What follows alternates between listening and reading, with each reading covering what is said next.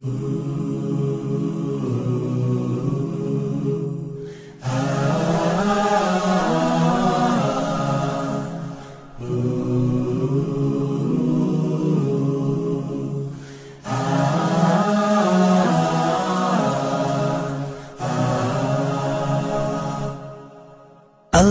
صل على محمد اللهم بارك على محمد اللهم صل على محمد اللهم بارك على محمد.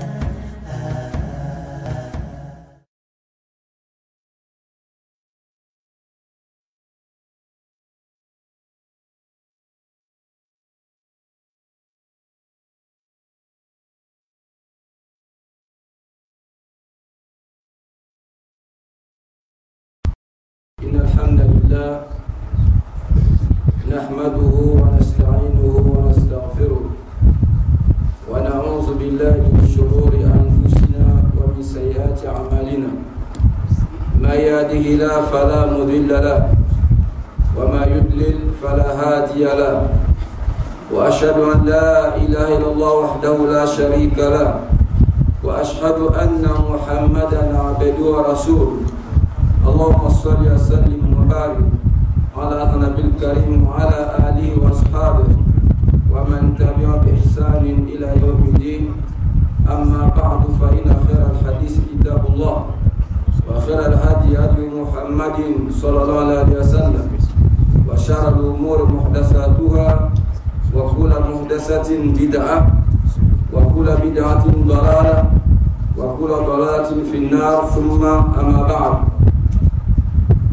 Après avoir loué et glorifié Allah subhanahu wa ta'ala et demandé que la paix et la bénédiction d'Allah soient sur le sceau des prophètes, le prophète Muhammad, sur sa famille, sur ses compagnons et sur tous ceux qui embrasseront cette belle religion que j'appelle l'islam jusqu'au jour de la rétribution.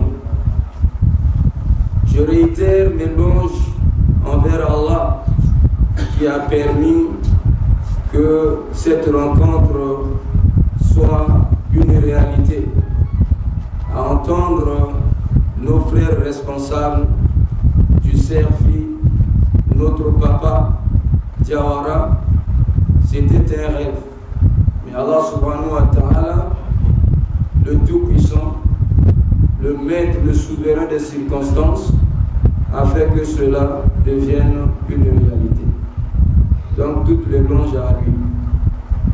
Et nous demandons aussi également à Allah subhanahu wa ta'ala de déverser toutes ces bénédictions, toute sa reconnaissance envers notre papa Diawara et aux responsables aussi du CERFI qui n'ont pas ménagé les efforts pour vraiment que cet événement devienne réalité également.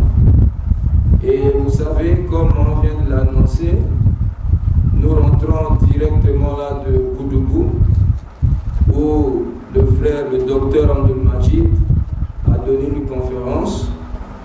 Alors, pour ne pas vraiment trop tirer en longueur, je sais que c'est pénible, mais nous sommes là pour ça. Nous sommes les soldats d'Allah. Et voilà, nous sommes les soldats. Et donc, cela ne va pas empêcher à notre frère, avec l'éloquence que nous lui connaissons, vraiment d'essayer de dire quelque chose à l'endroit de ses frères et sœurs donc musulmans qui sont ici présents, qu'à la face que sa langue soit dénouée, déliée, qu'Allah lui donne de l'éloquence, le verbe qu'il faut, et qu'Allah puisse l'inspirer et à chercher vraiment les mots qu'il faut pour vraiment servir les frères. Alors sur ce, je m'en vais ici donc passer la parole à notre frère Abdul Malik. Voilà Abdul Malik, le frère qu'on a présenté, ex-pasteur, et pas de moindre, c'est c'était un grand pasteur qui avait derrière lui vraiment des milliers de gens. Oui, des milliers de gens. Je crois que vous aurez l'occasion peut-être de découvrir un peu l'histoire de sa conversion à travers un support. Si Allah subhanahu wa ta'ala nous facilite, vous aurez un peu ce témoignage-là qui est pathétique, qui sera beaucoup édifiant pour les futurs musulmans, Inch'Allah. Et ça sera aussi comme un élément d'affermissement pour déjà ceux-là qui sont déjà musulmans, de savoir que l'islam, c'est la vérité, c'est la religion d'Allah subhanahu wa ta'ala. C'est la religion prêchée par tous les prophètes. Et en tout cas, il l'a vu, il est en train de vivre cela. Assalamu alaikum wa rahmatullahi wa barakatuh. Alhamdulillah, alhamdulillah rabbil alamin. Wassalatu wassalamu ala hazrat nabil karim wa ala alihi wa sahbihi wa ajma'in. Amma ba'd. Je suis très heureux de me retrouver en ce jour devant ses frères et sœurs qui est venu pour écouter nos modestes personnes. C'est une grande joie. Il n'y a pas d'aussi grande joie que de voir les frères se retrouver. Nous ne nous sommes jamais vus physiquement, mais le jour où nous nous voyons, c'est comme si nous avons toujours été ensemble des dizaines d'années. Cela prouve que nous sommes fondés sur quelque chose de solide, sur quelque chose de précieux, qu'est l'islam. L'islam, c'est vraiment tout ce dont nous avons besoin. L'islam, c'est le modus vivendi pour tout âme qui aspire à accéder à la vie éternelle.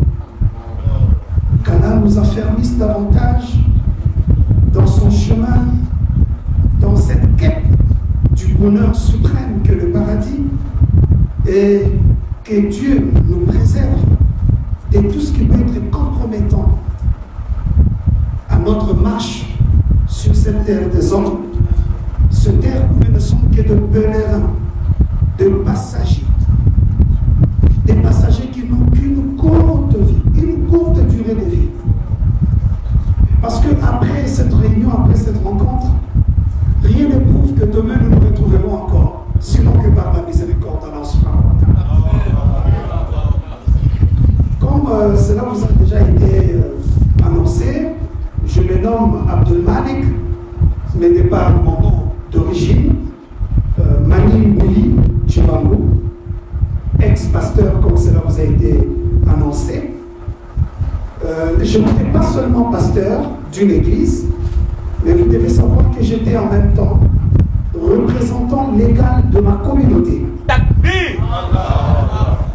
C'est-à-dire fondateur du centre missionnaire Retour à l'Éden, église chapelle de la réconciliation, connue dans toute la République du Congo-Brazzaville, au Congo-Kinshasa et ailleurs. Et j'ai eu à avoir une courte expérience dans cette vie pastorale parce que tout simplement, je n'ai exercé l'œuvre du prédicateur que pendant 27 ans. 27 ans de gaspillage de temps. 27 ans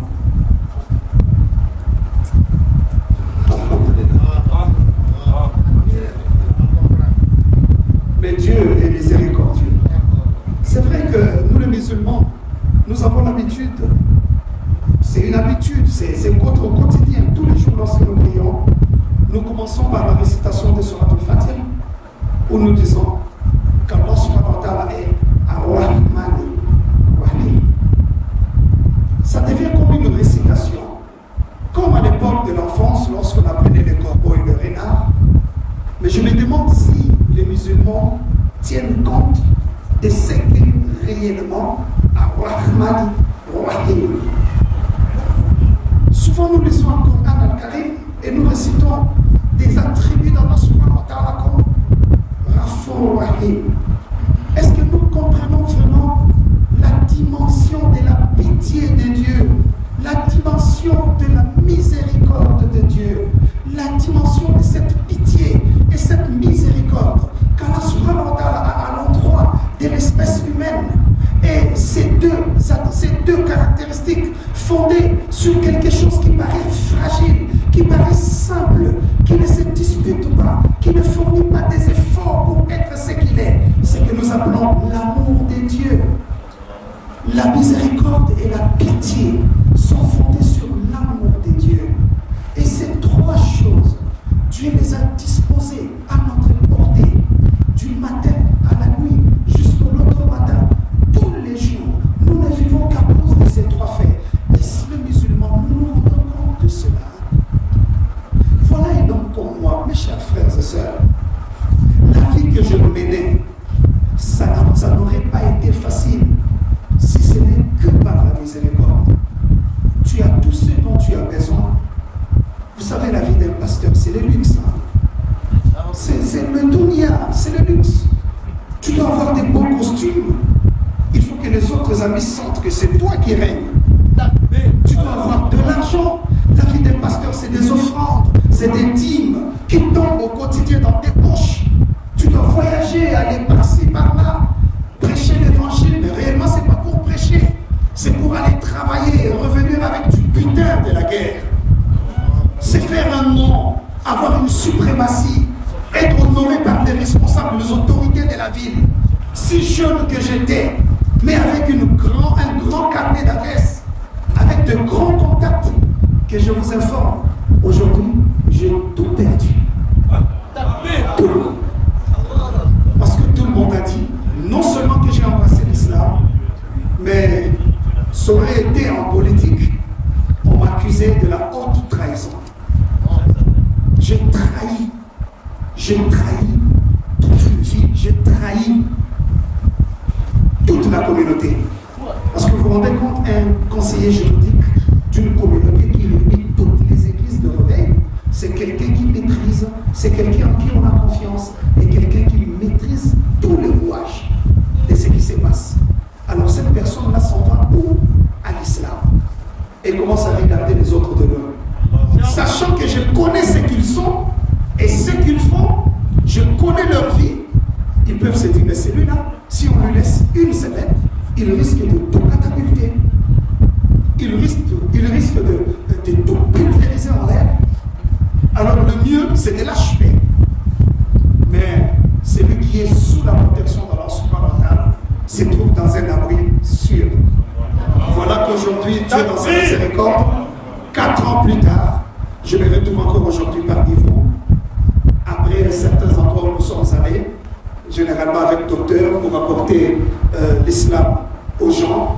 Et nous avons vu des dizaines et des centaines de gens embrasser l'islam. Et je sais qu'aujourd'hui, dans cette même salle, s'il y a des gens qui sont encore sceptiques, s'il y a des gens qui sont encore de l'autre côté, Dieu dans sa grâce, nous parlerons tout simplement. Mais c'est Allah subhanahu wa ta'ala qui quitte. Et c'est lui qui affecte, qui touche les cœurs. Et s'il y a certaines personnes qui ont été invitées, nous ne voudrions pas tirer la ficelle de notre côté, mais nous parlerons tout simplement avec un cœur sincère et comptant sur la miséricorde d'Allah. Et nous verrons, Inch'Allah, les gens donneront leur vie à Allah subhanahu wa ta'ala. Ils réciteront, ils diront ce que nous avions dit. Ashhadu an la ilaha illallah wa ahdahu la sharika lah wa ashhadu anna Muhammadan abduhu wa rasuluhu wa ashhadu anna Isa Abdullahi wa rasuluhu. Assalamu alaikum wa rahmatullahi wa barakatuh. Assalamu alaikum wa rahmatullahi wa barakatuh.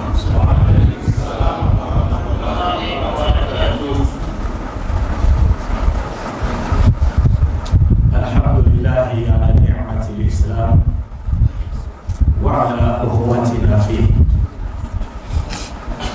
Wassalatu wassalamu ala man la nabiyya ba'd wa ala alihi wa ashabihi wa ala jami'i al-anbiya'i wal mursalin wa man tabi'ahum bi ihsan ila yawmi الدين. Rabbi shrah li صدري ويسر لي أمري واحلل عقدة من لساني يفقهوا قولي سبحانك لا علم لنا إلا ما علمتنا إنك أنت العليم الحكيم. Comme l'a dit mon frère Abdul Malik, il n'y a pas de plus grande joie que de se retrouver aujourd'hui dans l'islam. Alors nous nous disions que les frères et sœurs cherchent à nous voir, alors qu'en réalité, c'est nous qui cherchons à les voir. Pourquoi? Parce que vous nous avez donné la joie de nous sentir aimés par des frères et sœurs, rien qu'en Dieu et pour Dieu. Il n'y a pas de plus grande joie que celle-là. Aujourd'hui, nous nous retrouvons dans cette salle. Qu'est-ce qui nous a réunis pour que nous nous retrouvions aujourd'hui dans cette salle? Nous n'avons été réunis que par deux paroles. Nous ne retrouvons que sous la bannière de deux paroles. La ilaha illallah, Muhammadur Rasulullah. Takbir. Et sous la bannière de ces deux paroles, le meilleur d'entre nous est celui qui craint Dieu le plus. Dieu ne voit pas les Burkinabés, les Congolais, l'Algérien, les Marocains, non. Le prophète Mohammed a dit: l'arabe n'est pas supérieur à un autre être humain, et un autre être humain n'est pas supérieur à un arabe. Un blanc n'est pas supérieur à un noir, un noir n'est pas supérieur à un blanc, qui est par la piété. Le meilleur d'entre vous est celui qui craint Dieu le plus. Vous voyez notre aîné, Cheikh Ahmad Simozorag, je ne l'ai jamais connu physiquement avant cette rencontre. Mais à travers l'internet, je lis ses publications et je lis son histoire. Comment il était arrivé au Burkina Faso. Il n'était pas là avec moi, mais Dieu me voyait. Fawqa sab'a samawat. Quand je lis un résumé de son histoire sur internet, avec tout ce qui lui était arrivé, les voulma dont il était victime, j'ai pleuré, alors que je ne l'avais jamais vu. Simplement parce que je savais qu'il était dans le chemin de Dieu et pour le bien-être des musulmans. C'est pourquoi quand je suis arrivé, étant donné que je ne les connaissais pas, je me suis directement assis. Je ne savais pas. Mais quand le frère s'est mis debout et a dit le Cheikh Ahmad Simozorag, j'ai dit attends, ça c'est Cheikh Ahmad Simozorag. Je me suis aussitôt levé pour aller vers lui. Et je n'ai pas pu me retenir. Je n'ai pas pu me retenir. Pour Dieu, rien que pour lui et en lui.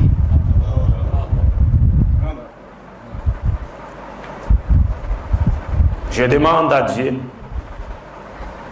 qu'il puisse assister notre chef jusqu'à la fin et que par sa puissance qui est invaincue, qu'il puisse lui redonner ses droits, parce que il est puissant sur toutes choses. Il vainc par sa puissance et il n'est pas vaincu. On ne peut même pas dire qu'il n'est pas vaincu, parce que ça c'est exclu même pour Dieu, parce que Dieu n'a pas la puissance, Dieu est la puissance. Dieu est la puissance. C'est comme lorsqu'on parle de l'existence de Dieu. On dit Dieu existe, mais en réalité Dieu n'existe pas. Dieu existe par rapport à nous, les jours où nous avons connu qu'il y a un être suprême qui a créé tout ce que nous voyons sur la terre. Mais pour lui, avant que nous ne le connaissions, il était déjà là. Donc Dieu n'existe pas, Dieu est. Il existe par rapport à nous, pas par rapport à lui. pas par rapport à lui. Dieu est. C'est pourquoi, que vous l'adoriez ou pas, vous ne diminuerez en rien de sa divinité ou de sa souveraineté. En rien. En rien en tout cas. Il a dit cela dans le Coran. وَمَا يُرِيدُ ثَوَابَ الدُّنْيَا نُؤْتِهِ مِنْهَا وَمَا يُرِيدُ ثَوَابَ الْآخِرَةِ نُؤْتِهِ مِنْهَا. Parce que Dieu est Dieu avant comme après la création et nul n'est égal à lui. Et il est as-Samad. Il est as-Samad.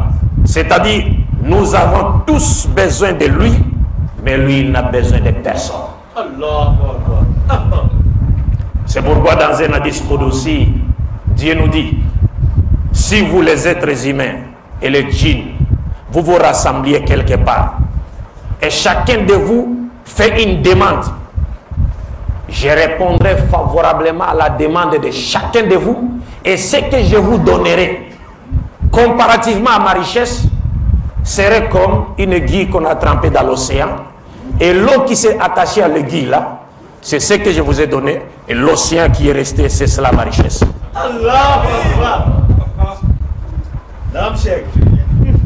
Est-ce que vous comprenez cela? Ça c'est notre Seigneur, Allah. Lam yalid wa lam yulad. Il n'a pas enfanté et n'a pas été enfanté non plus. Pourquoi? Parce que chercher à avoir un enfant, c'est avoir des besoins. Or, Dieu est au-dessus des besoins. Nous avons besoin d'avoir des enfants pour perpétuer notre race, ou pour gérer nos affaires après notre mort, ou si un jour nous tomberons malades, ces enfants vont veiller aux côtés de nous à l'hôpital, ou encore si on deviendra un jour aveugle, ces enfants nous prendront par la main pour nous amener à la mosquée. Dieu n'a pas besoin d'avoir ça. C'est pourquoi ceux qui disent qu'il a un enfant, ben il leur destine directement en enfer.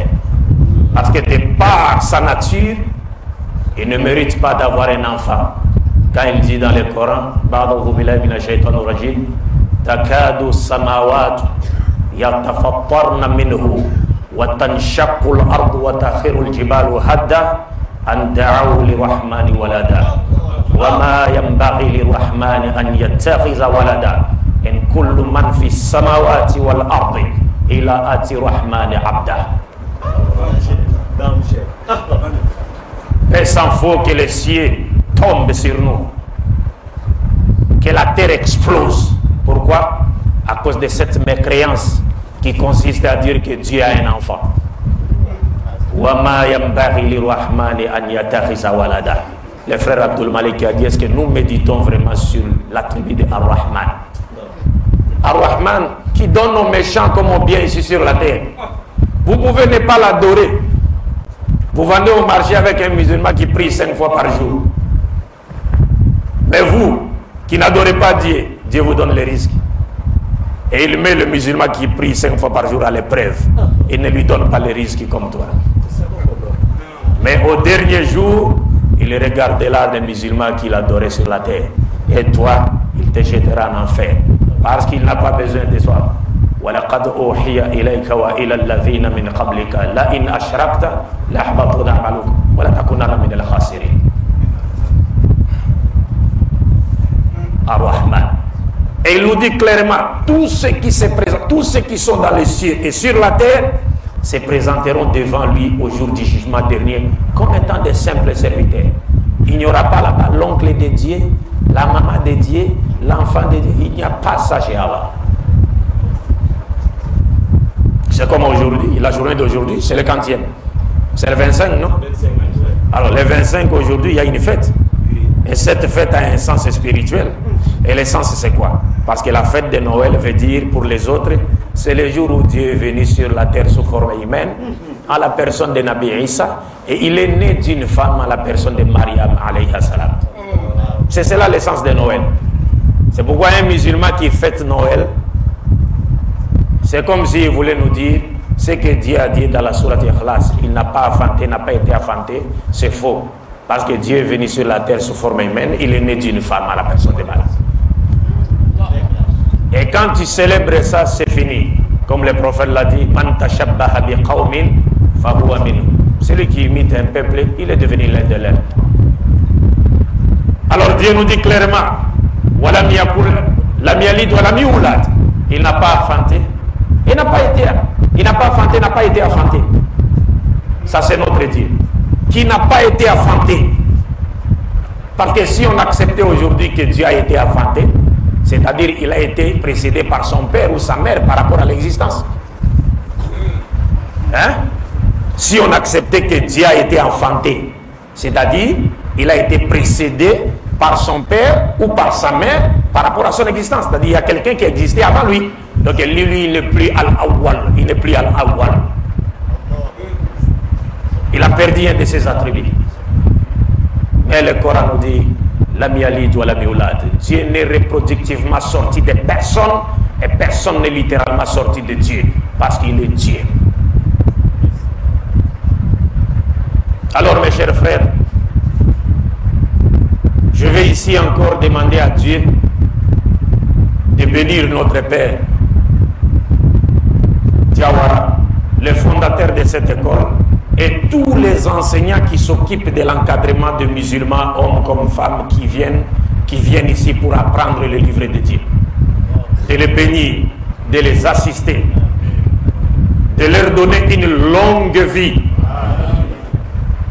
pour qu'ils continuent à être une fierté pour la communauté musulmane, et de faire de sorte que eux-mêmes et leur postérité respective soient une fierté pour tous les musulmans, du Burkina comme d'ailleurs, et que Dieu ne nous accorde à nous comme à eux la mort, qu'après nous avoir destinés à rentrer dans son paradis, accompagnés des champions de l'unicité de Dieu, Muhammad ibn Abdullah sallallahu alayhi wa alihi. Je disais dans mon introduction, Alhamdulillahi ala ni'matil Islam. Louange à Dieu pour sa grâce qui a fait de nous des musulmans. Et comme mon frère l'a dit, il n'y a pas de plus grande grâce ou de plus grand signe de la grâce divine que celui d'être musulman ou musulmane. Pourquoi? Parce qu'être musulman veut dire appartenir à la religion qui a été prêchée par tous les prophètes. Parce qu'aujourd'hui, les gens, il y a certaines personnes qui disent non, il y a le judaïsme, la religion juive, la religion chrétienne, la religion... Les fondateurs, même ceux à qui on attribue l'initiative d'avoir fondé ces religions, ne connaissent même pas ces noms-là.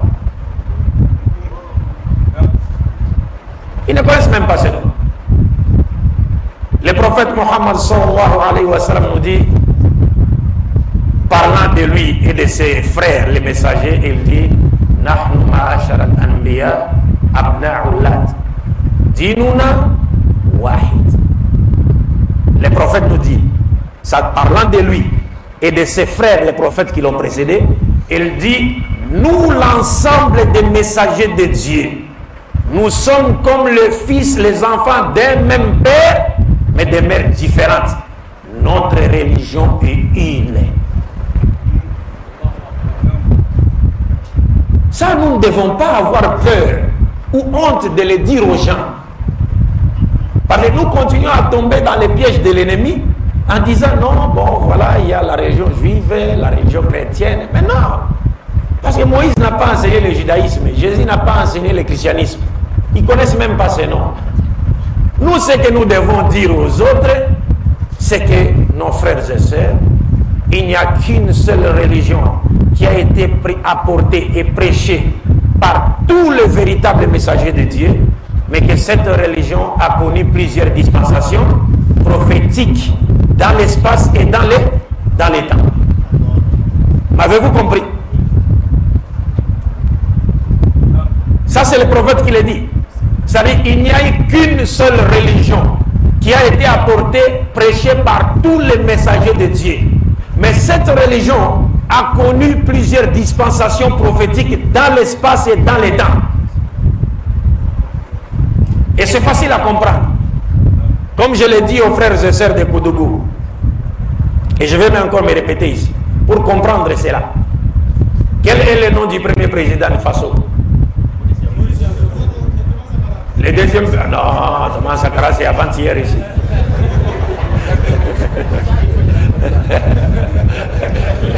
Laissez, frère. Allahu Akbar.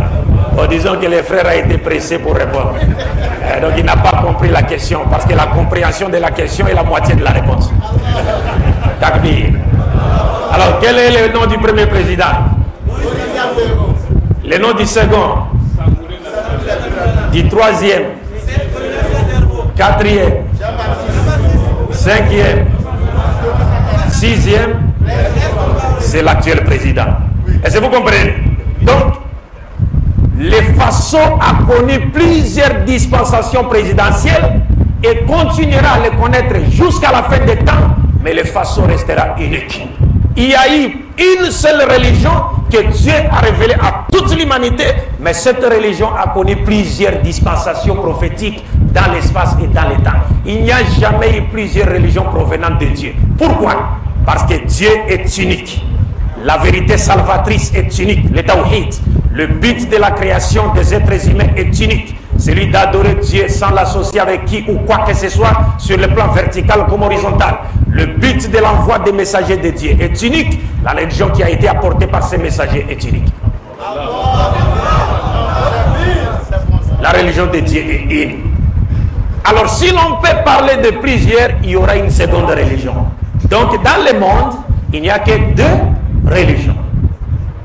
Dans le monde, sur la terre, nous n'avons que deux religions. Qu'est-ce que Dieu dit dans le Saint-Coran? Il dit, nous avons créé l'homme. Et puis nous l'avons dirigé sur la Sabil. Et puis Dieu dit quoi? Imma shakiran wa imma kafura. Il n'y a pas troisième. Donc il n'y a que deux religions. La religion de Dieu s'appelle l'islam, qui signifie soumission à sa volonté et qui a été prêché par tous ces prophètes, parce que tous, à leur époque respective, invitaient leur peuple à se soumettre à la volonté de Dieu. C'est pourquoi vous verrez même Nabi Isa, Jésus-Christ, la paix de Dieu soit sur lui, quand il est venu, il a dit aux Juifs, ne pensez pas que je sois venu faire ma volonté, mais la volonté de celui qui m'a envoyé. En d'autres termes, il voulait leur dire, je suis venu ordonner ce que Dieu a ordonné, interdire ce que Dieu a interdit, aimer ce que Dieu aime, détester ce que Dieu déteste, et manifester réellement la volonté de Dieu sur tous les plans de la vie. Il était musulman, soumis à la volonté de Dieu. Donc c'est cela la religion de Dieu. Mais maintenant l'autre c'est quoi? C'est la religion du diable, d'Iblis. Donc le but c'est quoi? Le but est de détourner l'humanité de la voie de qui? De Dieu. C'est-à-dire la religion de Dieu prêchée par les prophètes, inviter l'humanité à se soumettre à la volonté de Dieu, et celle de Satan qui a plusieurs facettes, détourne l'humanité de vouloir Dieu. Il y a une religion. Vous savez comment connaître la religion de Satan malgré ces différentes facettes? Non. C'est un tableau que je vais vous donner. Donc, la religion de Satan, Iblis, a plusieurs facettes. Et elle peut apparaître en plusieurs endroits, portant différents noms. Mais c'est la même religion. Donc l'objectif est de détourner l'humanité de la voie de qui? De la voie de Dieu. Est-ce que vous comprenez? Comment la reconnaître? Malgré ces multiples facettes. Vous savez, Dieu nous dit dans le Coran, lorsqu'il a envoyé ses messagers, il dit au prophète Muhammad sallallahu alayhi wa sallam, وَمَا أَرْسَلْنَا مِنْ قَبْلِكَ مِنْ رَسُولٍ إِلَّا نُوحِي إِلَيْهِ أَنَّهُ لَا إِلَهَ إِلَّا أَنَا فَاعْبُدْ. Donc le verset montre clairement que l'objet principal de la mission de tous les prophètes qui sont passés avant Mohammed, du premier Adam au dernier qui est Mohammed, l'objet principal de leur mission était le même, celui de faire quoi? D'inviter les humains à reconnaître et à tester l'unicité absolue de Dieu, et ensuite à adorer Dieu sans l'associer avec qui ou quoi que ce soit dans sa souveraineté, dans ses attributs, dans son adoration. Et amener les vies vertueuses fondées sur la volonté de Dieu, sur la volonté de Dieu, sur le plan vertical et horizontal. Pas seulement ça, et à faire de sorte que la loi de Dieu puisse triompher sur toute la terre au détriment des systèmes politiques inventés par l'esprit de l'homme païen qui ne profite qu'à une minorité militaire forte et qui prend en otage 90% des richesses du monde, alors que toutes ces richesses sont proportionnelles telles que Dieu les avait créées, elles sont proportionnelles à tout le peuple. Alors, la religion de Satan, dans ses multiples facettes, la première chose, c'est qu'elle vise d'abord à détourner l'humanité et à dominer l'unicité de Dieu et de l'adoration exclusive de Dieu au détriment d'une doctrine de l'unicité remplie d'idées polythéistes et idolâtres, et où les gens, les humains, n'adoreront plus le créateur mais la créature. C'est comment on dit ça? Donc, nous musulmans, nous avons une grande charge. C'est pas pour rien que Dieu dit Kuntum khayra ukhrijat lin-nas ta'muruna bil ma'ruf wa tanhauna 'anil munkar wa tu'minuna billah. C'est pas pour rien que cela. C'est une grande charge. Alors donc pour les alliances, parmi les signes pour les romains, aujourd'hui on voit au moment où nous sommes en train de parler, alors nous sommes en train de parler de l'écriture. C'est vrai.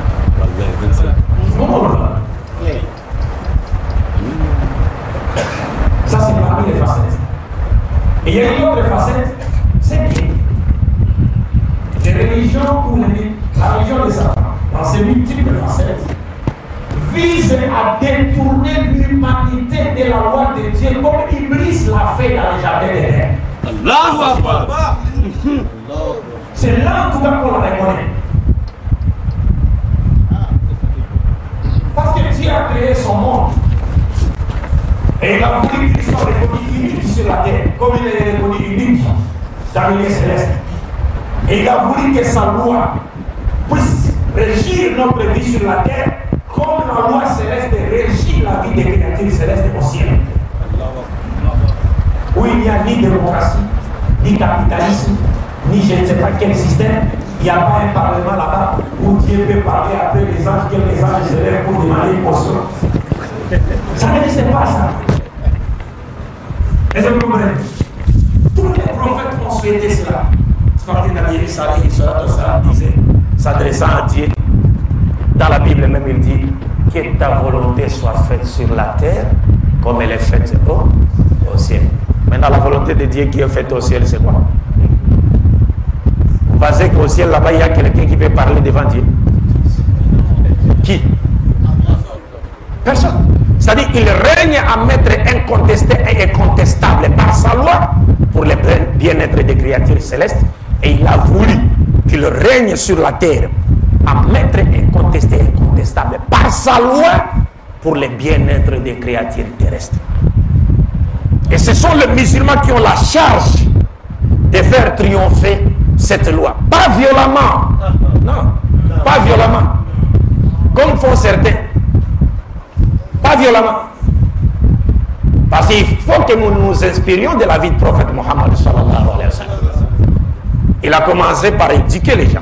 C'est comme ce que vous êtes en train de faire, cette école est en train de faire aujourd'hui. C'est très important.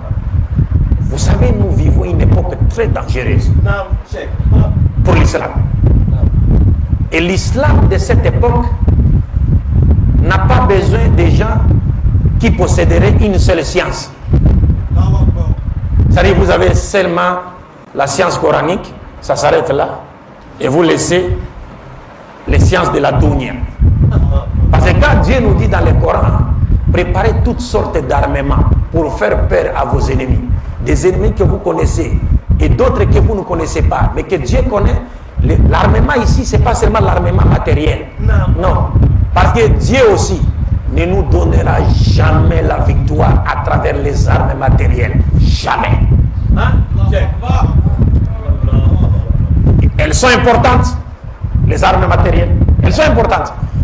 Mais même si nous les possédons, n'est-ce pas, Dieu ne nous donnera pas aujourd'hui la victoire à travers les armes tant qu'on n'aura pas fait un retour vers les vraies valeurs spirituelles et morales de l'islam d'abord.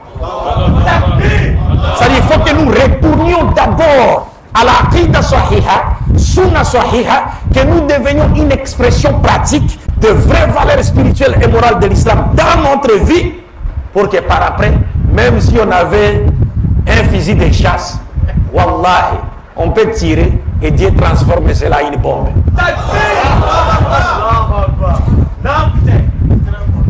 Parce que notre relation avec Dieu sur le plan vertical est correcte. Mais à quoi bon servirait à un musulman, par exemple, de lire le Coran, mais il trahit le Coran?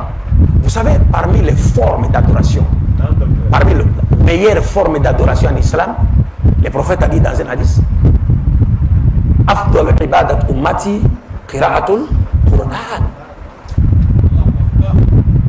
La meilleure forme d'adoration dans ma communauté, c'est la lecture du Coran. Mais pourquoi c'est là? Pourquoi a-t-il dit cela? Parce que même si vous avez...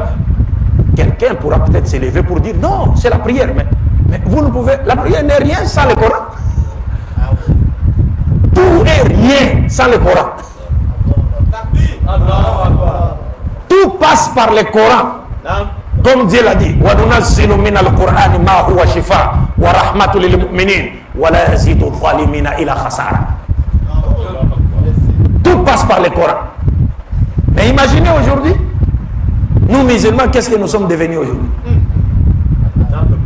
J'ai été content d'entendre qu'il y a, comme quand les frères parlaient en disant, aujourd'hui certains ont fait du Coran leur compagnon. Ça a commencé à transformer leur vie. Ça, c'est une bonne chose. Parce que à quoi bon? À quoi nous servira aujourd'hui la lecture du Coran si nous nous mettons ici, nous prenons le Coran? A'udhu billahi minash shaytanir rajim. On lit. Mais pendant qu'on est en train de lire, si c'est un homme ou une femme, il sait que bon, juste après la lecture ici, j'ai rendez-vous quelque part là pour aller faire les zina. Mais Dieu a dit A'udhu billahi minash shaytanir rajim. Alors quand il dit ça, Iblis est à côté. Regardez mon ami là. Il est en train de demander protection à Dieu contre moi. Pourtant, juste après la lecture, je serai avec lui dans son coin là. Tu as fait quoi? Tu n'as rien fait. C'est pourquoi on dit وَمِنَ النَّاسِ مَنْ يَقْرَأَ الْقُرْآنَ وَالْقُرْآنِ يَلْعَنُهُ. Il y a des gens qui lisent le Coran, mais le Coran les maudissent au lieu de les bénir. Parce qu'ils lisent le Coran, que Dieu nous en préserve et fasse de nous mettre dans le nombre de ceux qui liront le Coran et la mettront en pratique. Parce que le prophète Mohammed sallallahu alayhi wa sallam nous dit, quand on lit le Coran, cette lecture doit être transformatrice pour nous-mêmes. C'est pourquoi il dit, voilà l'hadith dans lequel le prophète dit, khayrukum man ta'allama al-Qur'an wa 'allamahu. Donc l'hadith, comme le prophète l'a dit, Dieu lui a donné l'éloquence. Il peut dire un mot, mais qui peut revêtir plusieurs sens. Oui, il est meilleur, celui qui a appris le Coran et l'a appris aux autres. C'est bien. Mais est-ce qu'il sera plus meilleur s'il ne met pas en pratique ce qu'il a appris? Par exemple, tu apprends, tu enseignes aux autres, mais tu t'oublies toi-même. Tu apprends le Coran. Dieu dit il faut respecter les engagements. Tu dois à quelqu'un 10 000 francs. Il vient chercher ces 10 000 francs. Tu lui dis, Wallahi, demain, Inch'Allah, pendant Salat al-Maghrib, tu auras tes 10 000 francs. Tout en sachant que tu ne paieras pas cette dette et tu te caches derrière Inch'Allah pour juste faire de sorte que les frères puissent repartir. Donc celui qui lit le Coran, le meilleur, les savants disent encore, le même hadith veut encore dire خيركم من تعلم القرآن وعلمه. يعني الضمير في هذا الحديث يرجع إلى من تعلم القرآن. يعني il a appris le Coran et le Coran lui a enseigné lui. Le Coran l'a informé sur tout ce que Dieu attend de lui. Lui-même d'abord. Mais, comme vous le savez, le prophète a dit, c'est lui qui lit le Coran. Une seule lettre. À quoi? Thawab. Ça pèse dans la balance. Et les apôtres ont demandé, vous voulez dire quoi, prophète? C'est, par exemple, Alif Lam Mim. Il dit non. C'est Alif Thawab, Lam Thawab, Mim Thawab. Donc on doit lire le Coran. Et c'est seulement l'amour de la lecture du Coran qui nous permettra de transformer notre vie et notre société. Et moi je vous dis que les jeunes qui étudient, s'ils s'adonnent à apprendre le Coran, à mémoriser le Coran, wallahi, il y a un grand secret dans la mémorisation du Coran qui fait de sorte que tout enfant musulman qui a mémorisé le Coran, wallahi, il ne peut pas échouer à l'université. Il ne peut pas. Il ne peut pas échouer. C'est pratiquement impossible. Il ne peut pas échouer, c'est pratiquement impossible. Parce que celui qui mémorise le Coran, sa mémoire est purifiée par la lumière du Coran et fait de sorte que tout ce que les professeurs diront, il les assimilera facilement, il les comprendra facilement. Parce qu'il a été illuminé par la lumière du Coran. C'est pratiquement impossible. Mais si vous comprenez. Donc comme je le disais, nous sommes en train de passer une période très critique pour l'histoire de l'islam. Et cette période, moi personnellement, je l'ai appelée la période de douleur d'enfantement. Douleur d'enfantement. Vous savez, quand la femme sent les contractions là, hein, elle est mal à l'aise, hein, mais après elle va faire quoi? C'est-à-dire quand l'enfant sort comme ça, la première chose, on coupe le cordon ombilical, elle demande aussitôt à l'infirmière, donnez-les. Elle commence à sourire. Mais avant, c'était quoi de douleur? Donc au moment, la période que nous sommes en train de traverser, c'est une période de douleur d'enfantement. C'est-à-dire la victoire de l'islam n'est plus loin. Dieu seul connaît le temps de cette victoire, mais elle n'est plus loin par la grâce de Dieu. Donc nous sommes en train de passer, les ennemis nous attaquent par-ci, par-là, et ces attaques ne doivent en aucune manière nous inquiéter. Comme je l'ai dit aux frères de Koutougou, parce que dans les attaques des ennemis contre l'islam, comme ce que notre cheikh a subi, comme vous le connaissez, ça c'est rien. Ils peuvent l'arrêter lui, ils peuvent le stopper lui, mais ils ne peuvent pas stopper ce que lui défendait. Ils ne peuvent pas. Ils ne peuvent pas. Et quand nous voyons les gens attaquer l'islam, bien sûr, ceux qui ne connaissent pas les secrets du Coran ou les secrets de la promesse que Dieu avait faite aux musulmans dans le Coran vont s'inquiéter. C'est normal. Mais ceux qui connaissent cela et qui font preuve de patience savent que non. C'est lorsque l'islam est attaqué, c'est à ce moment-là que Dieu fait une contre-attaque dans les attaques même des ennemis pour donner à l'islam la victoire. Est-ce que vous comprenez? Parce que Dieu dit dans le Coran, Yuriduna liyutfi'u nura Allahi bi afwahihim wallahu mutimmu nurihi walau karihal kafirun. Ils cherchent à éteindre la vérité de Dieu par les souffles de paroles mensongères qui sortent de leur bouche. Mais Dieu confirmera sa vérité, n'en déplaise aux mécréants. C'est-à-dire, c'est lorsque le koufar attaque le Coran, comme nous les musulmans, nous dormons. C'est Dieu lui-même qui va descendre sur le terrain et faire une contre-attaque dans leur propre attaque pour donner à l'islam la victoire. Wa makaru wa makarallah wallahu khayrul makirin.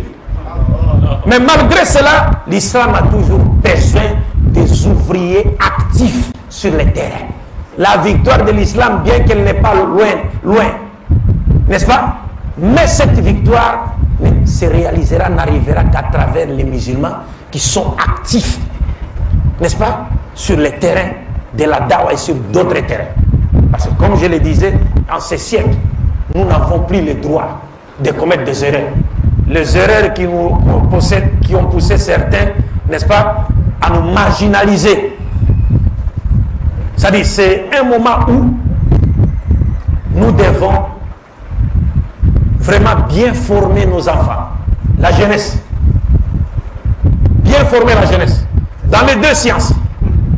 C'est-à-dire les sciences coraniques et les sciences modernes. Pour que la communauté musulmane puisse voler c'est des ailes. Vous savez, quand l'oiseau vole avec les ailes, il va faire quoi? Il n'ira nulle part. Mais les sciences modernes là ne contredisent pas le Coran, les sciences exactes. Pourquoi? Parce que le Coran, c'est la parole de Dieu. Et tout ce que nous voyons sur le plan scientifique, toutes ces réalisations, c'est quoi? C'est l'acte de Dieu. Est-ce que l'acte de Dieu peut être en contradiction avec la parole de Dieu? Non. Mais il ne faudrait pas que les musulmans dorment. Parce que si les sciences modernes, c'est pour l'organisation, n'est-ce pas, mécanique, pratique de notre vie sur la terre, mais lorsqu'on a les sciences islamiques, on saura maintenant donner une orientation spirituelle à toute notre entreprise sur la terre. Et le prophète Mohammed sallallahu alayhi wa sallam nous disait quoi? Il nous disait Antum a'lamu bi shu'uni dunyakum. C'est-à-dire le Coran nous a enseigné les grandes lignes, les grands principes qui sont universels et éternels. L'islam, le monde évolue. Et le génie de l'islam, c'est qu'il évolue avec le monde sans trahir ses principes. Parce que ces principes sont universels et éternels. Donc mes chers frères, je ne voudrais pas abuser de votre temps. Mais je vous dis simplement, vous nous avez aimés en Dieu et pour Dieu. Et nous vous aimons également en Dieu pour Dieu.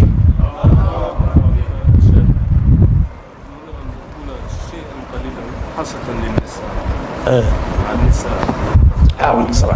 Ok. Et on m'a rappelé un point important par rapport à nos sœurs. Vous savez, c'est plus qu'important, parce qu'il ne faudrait pas. Aujourd'hui, l'homme musulman, comme la femme musulmane, sont comme les deux ailes d'oiseau. Wallahi,